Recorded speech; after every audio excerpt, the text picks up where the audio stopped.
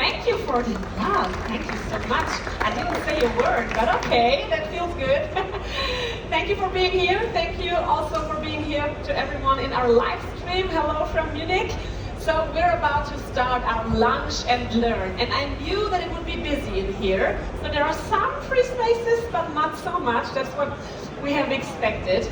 We will now get to know how car manufacturers and cities collaborate, how the collaboration puzzle looks like, what is going on in that case. And we have a moderator, again, like yesterday for the Lunch and Learn, someone who is such a specialist in that field, and I know he has many, many good questions. Please welcome him, ladies and gentlemen, Dr. Hans-Peter Kleebinder. Here we go.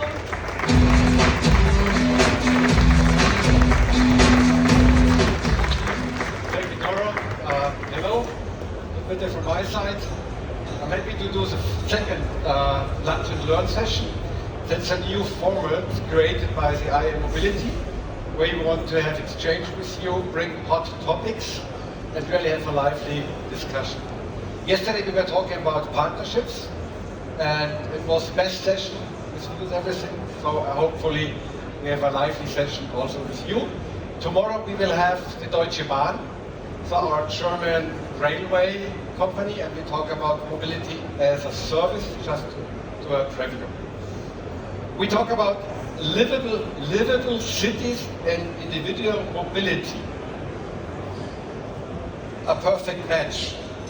So I would put a question mark, because if you look now at our cities, are they livable?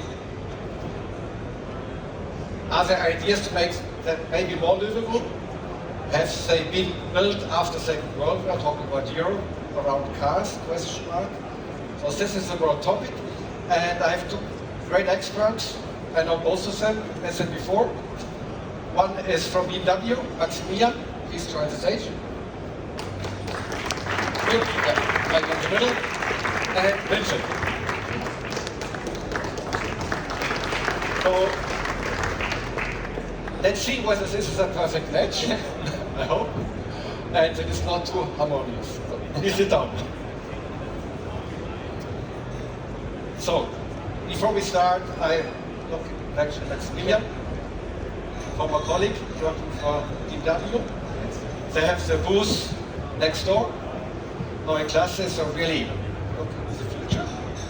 But besides classical cars, BMW has a long history in looking on how, what is the role of BMW in our whole society.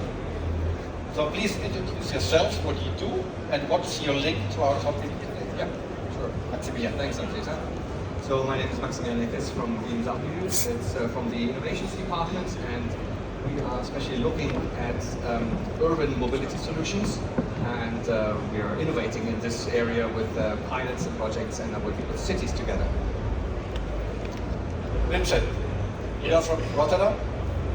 What's your role today? I'm a policy advisor and project manager on innovations in the field of mobility. In that role, I'm also the coordinator of our collaboration with BMW. So we have a public, let me say, a typical situation, private, economy, family owned, It's still big corporate, and we have something from the public side, Rotterdam, modern, sparkling city. How did this come that you two work together? Since when, and what was the initial, the first moment side when you came together for this partnership? Well, maybe from your side. Yeah. It started with a dealership, innovative dealership, wanting to settle in Rotterdam, and it turned out we were talking about innovations, and can't we do more than just find a good place to live for a dealership? And so it started just with getting to know each other. With a dealership? Yes. That's not headquarters? No, not yet. I'll keep it brief. And it turned out that both the BMW group, or initially the dealership, and us as a city could learn a lot from each other, and that's why gradually we expanded it. And in 2018 already, we formalized it with a memorandum of understanding, and well, since then we've been formally collaborating, doing pilot projects, learning from each other. It's going great. So celebrating 7th birthday. Yeah. That's what it is. How long? From your side, how did Well, that? for us it was important because we know that the mobility in the city changes. We know people move differently 20 years ago than they do today. So understanding that and actually also being part of solutions to create, that's why we said we want to not stand on the sideline and just watch passively, but actively engage in it. And having had that story before, there was an opportunity, and then we said we'll move to it and we will be an active part in creating new mobility solutions. But why not Munich or Zurich? How did Rotterdam get a chance to cooperate? Well, we do actually work with Munich. We work but they with have other a cities really of yeah, basically. strategic relationship and communicate. Because the main reason is that the BMW Netherlands groups, they had already very good contacts. So with them together, the door was open. And if I may say, what impressed us was one of the slogans that the city of Rotterdam has, and that is, make it happen. And make it happen is something that you need when you want to pilot and find out new things. That's why we said, let's try it out. And we have many things made happen since then. You mentioned before that mobility is changing. 20 years ago it was different than today. How would you describe today? What's the role of mobility, of, let's say, urban transport? What's the situation right now? Well, maybe we can also start to refer to some of those pilots, because what we want to learn is the behavior of people. Okay. How do people behave when they travel into the city? And a few of these pilots are exactly about that. So everybody knows, traveling in the morning for commute, you might choose a different mobility mode than when you travel at the weekend with a family to the mountains. So you always have to kind of prioritize time, cost, sustainability and comfort. And to create a solution that is kind of open to that, that's what we aim for to do. So you talk about travel, mobility patterns. Yeah. How do you address this topic? I know just from London transport, the data makes it most important role. When did you start to look at the patterns, how they evolve from public or Rotterdam municipality viewer? Well, this has been one of the three pillars of our collaboration since the start. So the three pillars are sustainable or electric mobility, data, and what we call the mobility transition. So multimodality, changing people's travel behavior, their modal choice, and in that way, what we can learn from this collaboration is, as a municipality, as a public organization, we quite often do not have really direct contact with people in cars. We can manage traffic lights or add a lane or take away a lane, but sort of talking to people in their car or even before they get in their car, messaging via a phone, that's an instrument we normally don't have, and through this collaboration we have this instrument, and that's why we can learn so much about not just the hard physical measures on how to steer mobility, but also nudging, behavior, how to influence that while still keeping the city accessible for everyone, because everyone wants to go to their family, do groceries, has to get to work, etc. And also leave people free to choose what fits them while still caring for a livable city. We come back to nudging the behavior, but Richard told us that we can deliver data. Give us on the inside. Is it just car data, customer, how is this data rated? That's a very great thing to see. Well, actually, I'd like to give an example of one pilot where we combined behavior and data. Data one flowing into the car. We use our display, for example, at a small pilot, in the Metal-Vierhafen area where it's a community hub. And we can use data inflows where then people using the minis, they get kind of additional recommendations on how to charge, on how to use maybe different modes of transport. Also when it comes about commuting, there's a close by train station to nudge them, would you like to switch daily behavior? And that's a big challenge. So we're trying with that influence. The other data that we also give an example is that we're currently talking with the safety region in Rotterdam. The safety region includes also the fire department. So there is, as a very simple example, if you have cars standing in a place in a garage, we could use the outside temperature to have like a pre-alert system if something goes on in the parking for whatever reasons. Yeah. And that's something that goes very quick and can be used to, in this case, make a city safer. I want to open it up, so please raise your hand. Please tell us your name, right, and looking forward to questions. Raise your hands. Come on. I have enough, so Robert, please.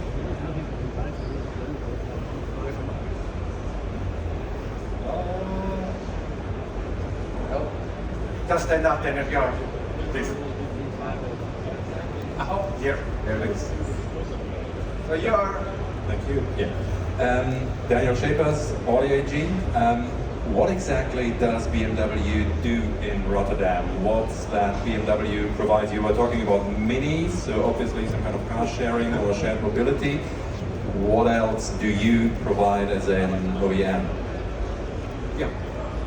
So it's actually less about providing cars, but we are coming from our innovations department from the past where we had quite a lot of experience in car sharing, behavior of people there. We have experience in how to address through the display certain messages and give these kind of more technological and sort of from our inputs into brainstormings to create those pilots.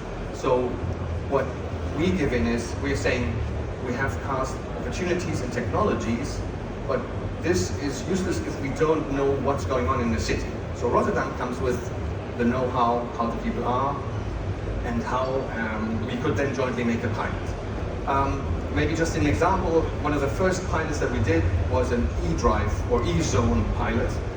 Together with the city of Rotterdam, we defined a GPS zone, a geofence around the city. And every plug-in hybrid that entered that automatically switched into electric mode. I mean, that doesn't sound great, but it really fulfilled our ambition. How can we make the cities cleaner? So using technology in order to help the driver to drive in a different way is something that was very positively then improved. And we rolled this out then to over 150 cities in Europe. Just a small example where we provide technology in order to pay into that. Personal statement. I think it's a very cool feature to help to use a hybrid in the proper way. You all know statistics, so that's a very, very good example, I think, to really get the impact of hybrid cars. Yeah. Any other questions? Well, another example of gamification. We can use, again, the display and we can convince drivers by driving in an eco mode way, and in such way he earns kind of credits in order to release a AI-driven graphic. So the more you drive eco-friendly, the more this graphic will appear on the display. And it's just a bit of nudging and a fun factor that people like. And this leads to, in our pilot, 7% electric consumption reduction. It's maybe not the big one, but it starts with that. It starts with trying to change and break up behavior and nudging towards that. And what you experienced with gamification, how long you do it, or any learnings from nudging gamification? I'm sorry, could you repeat that? I'm talking about nudging gamification credits. A little bit more about this, what I think. Well, It's this specific pilot where we just see there's a clock timer sort of running if a car drives in eco mode or the comfort mode, and this is just registered, and then it kind of flows into this. And with that learning, we want to enhance to other series a bit in that direction. Maybe to add to that is that quite often with nudging or gamification, people think that there needs to be a reward in place, an incentive, maybe monetary, to get something in return. One of the insights from this pilot, but also a different pilot, I'll explain in a minute, is that people's behavior can be influenced even without a reward, just by how people are. People like, if they see this graphic, like to see it grow just for the sake of, oh, what will the graphic look like, without getting money or credits or whatever in return. Another example is we did a pilot together with My Travels, where at the end of the week you get an overview of the number of short trips, medium long trips and long trips you've made during the week. Basically like when you get a report of how often you used your phone, something like that. And just by providing this information, without any incentive whatsoever, people reduced their number of short trips by 1.5 per week. And again, it doesn't sound much, but if we add all these nudges together, and especially in big numbers, well, it adds up. And also, I think it's not, we, as a public authority, we can do the hard measures I mentioned before, so narrowing lanes, adding cycling lanes, etc. But my opinion is we shouldn't do either or, we should do both. I have a question here.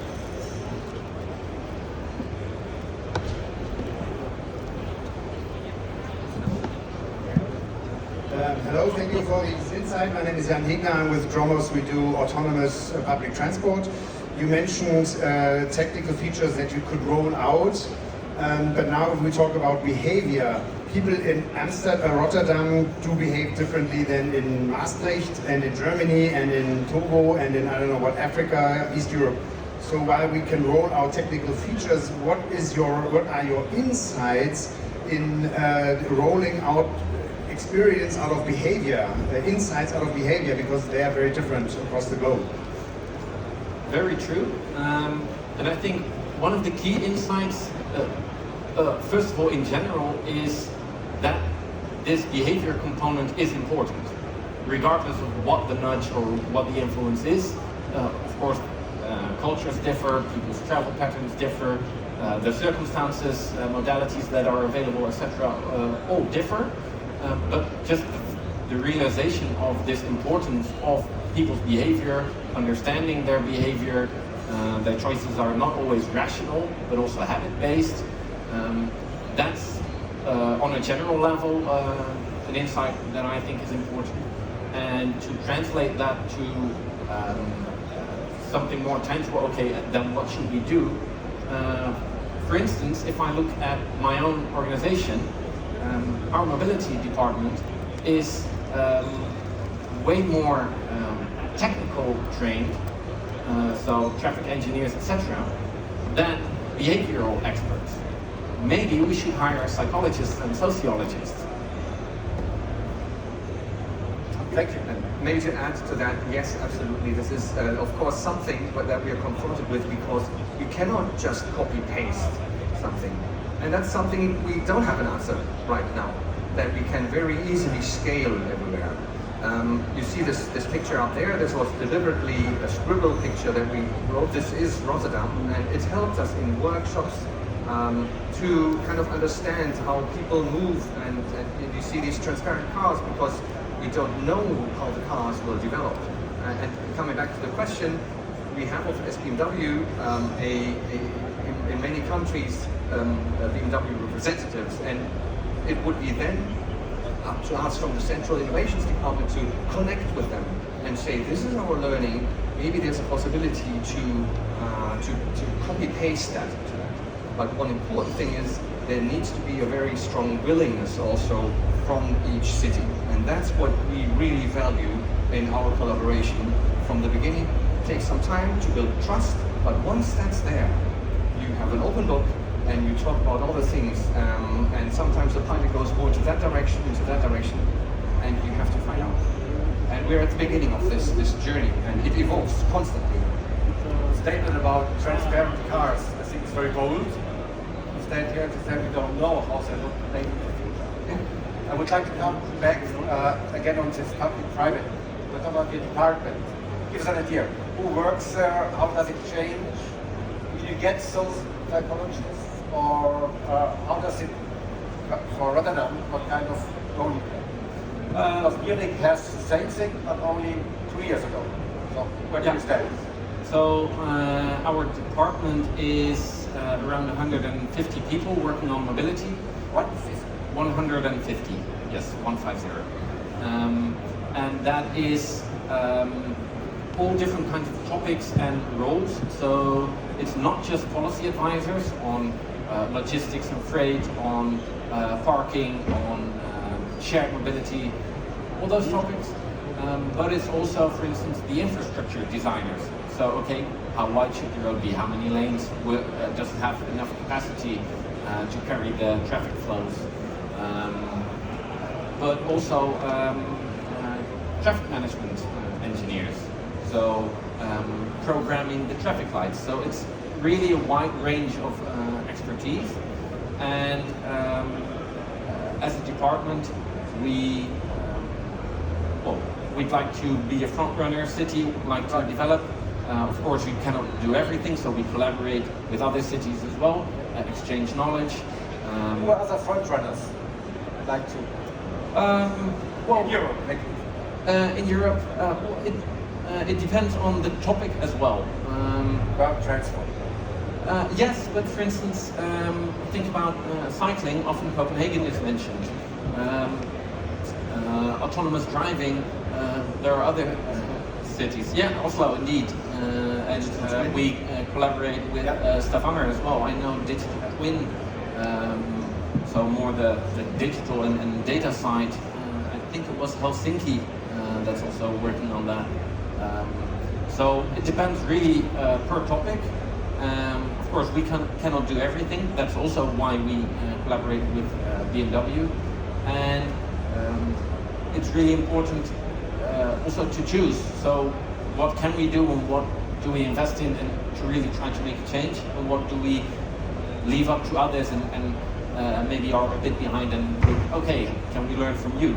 Because, well, Rotterdam is a city with about 700,000 people. We like to do a lot, but we cannot do everything. But then I say hopefully BMW transfers these learnings, because I don't think we are the front runner league playing right now, so there's a lot of potential. Yeah. And maybe one last thing to add is also that here we're at the IAA, so the automotive industry, but we do the same thing to the Polis conference, which is a network of cities and regions collaborating. So we really try to reach out in both fields to collaborate, share knowledge, etc. One in the back and one. Switzerland.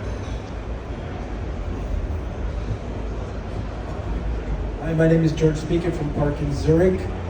Seeing two of you, government as well as OEM, combined together on stage, to me the important part is not about driving, it's also about how do we park cars, how can we guide the driver in the city to find the nearest parking space. Has there been collaboration between the two of you to foster this kind of use cases? Hot topic. Yeah, actually, this is a very good topic, because all these topics, parking, charging, are interlinked. How does the traffic flow? In fact, right now we are having a project that's running for this year. Every year we make focuses, and this year it is actually parking. One topic, we talk at the beginning of the year, where should we actually focus on, and now it's on parking pressure. And we are thinking then now about how can vehicles that pass by every day, could they possibly scan to find out where are cars parked, where are free parking spaces, so that information comes back into the systems so that cars will be guided more direct to them. What is the positive upside about that? Cars do not circle around for 20 minutes to find a parking space, but they would immediately go there. Does that releases a little bit of traffic because they're not circling? Are the number of cars reduced? Maybe not, but we can't find a one-size-fits-all solution. So parking, yes, that's what we're working on, and then developing it even further. Maybe Vincent, you can comment on that regarding the scanner cars and all that. Yes, definitely. So it's not just about the search traffic for a parking space, but also as a city, we would like to know what the parking pressure is in different neighborhoods to know, do we give out too many permits or is there still space? Can we reduce the number of permits? Can we take maybe away some of the parking spaces and it will still be sufficient, but there's room for greenery, for instance? And currently we do that by employing a company that will go into a neighborhood and basically do a parking count, different time of day, at different days, etc. This costs a lot of money and we have a snapshot of that point in time. But if we, in this pilot, can implement the learnings in our own scanning vehicles, which scan if people have paid for parking, and extend that to measure parking pressure, then we don't have to hire this company anymore. So it saves us a lot of money. And also, we don't have a snapshot every 2 years, but we have a constant data flow every day, every month. So the accuracy of the data is way higher, and then we don't have to pay for it anymore. So, large benefit for us as well. What about data? There was another one? Just two quick ones. You say that you obviously got data and you measure the number of cars. Do you see a decrease in private car ownership that can be linked to the pilot concepts, especially when comparing with other cities? And can you too, like from a social perspective and from the OEM perspective, paint a picture of the ideal inner city that you imagine in 10 years' time that's realistic? It's not like last question. Well, I think on how the city can look like, thank you for allowing us to make the reference to this vision picture we jointly made to inspire how can it look like. And in this vision, you can see many different modalities, fewer cars, a larger role for bicycles, shared mobility, more space for greenery, etc. However, cars will still also be there. Here you see a lot of innovation. A lot of people drive a second-hand car. They can't afford a new one. So we as a city recognize that there will still be cars, and then how can we make sure that they add the most benefit, they're used by the people who actually need them, and that the downsides of cars are reduced. So that's what I say for the vision. Maybe you want to... Yeah. So if we look 20 years back, and if we just look at the amount of driver's license that were made today, it looks different because there are more options for the people to drive into town or to drive in town. Is it bus, metro, the scooters, or whatever have you sharing? So as these modes are more and more connected, the usage of cars will go up. I mean, they're poorly used today. Drive 1 hour in the morning, 1 hour in the afternoon, and then 22 hours they're standing still. So I think it will go into the direction that the usage of cars will go up, which also means there will probably be a bit of a shift in the number of cars. But basically, what we are, from the innovation side coming. So we look at how can we offer a better mobility for the citizens, for urban areas where all modes are integrated. The car, the bus, and even waterways, including new streets which are not asphalt but on water. Just come back from last week, the Rotterdam World Port Days, where we had expert workshops where we were thinking about exactly that. How can mobility hubs be combined using also waterways for that. And that's where we believe the direction goes. Seamless, digital, integrated. That's technically possible. The thing is, how can we get the people to move towards that changing behavior? I would love to continue the discussion about ownership, usage, micro-mobility. We don't have space. We're going to continue to join our Mobility Smart Mobility in University St. Gallen, a great executive program. Just a short note to come the last round, 2035. What's the one thing which we as inhabitants of Rotterdam, Munich, will experience differently? I really say that's a real benefit. That will change. What's the one thing? From my point of view, the one thing I would say, multimodal traveling will be more seamless and more accepted, more normal, just more part of everyday life. For freedom of choice. Yes, and also combining different modes, so not just the car or just the public transport. Thank you. What's here? Getting from A to B in such a way is not seen as a burden driving the city. It will be something enjoyable. So make these journeys enjoyable and not a burden. That fits very well to the course in BMW brand, joy of driving. Thank you very much. Thank you for the questions. And yeah, have a great day. Thank you. Thank you.